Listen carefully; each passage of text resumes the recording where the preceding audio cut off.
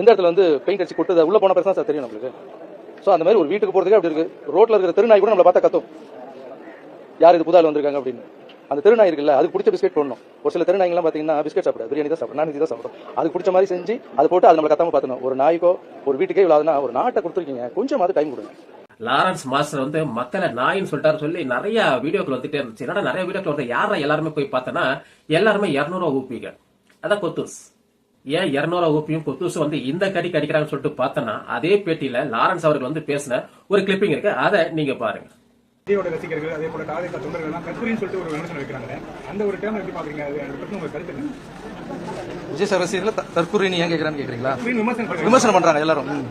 Sir எல்லாரும் தற்கூரின்னு சொல்றது வந்து ஒருத்தர் வளர்ந்து வந்தாங்கன்னு வச்சுங்களேன், அதுக்கு ஏதாவது ஒரு தாக்கணும், அவங்க வர வைக்க கூடாதுன்றதுக்காக கூட அப்படி சொல்லலாம். மற்றவங்களுடைய பார்வையில வந்து அது தற்கூரி சார்.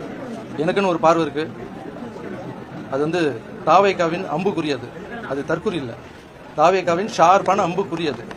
இப்ப மக்களுக்கு புரிஞ்சிருச்சா?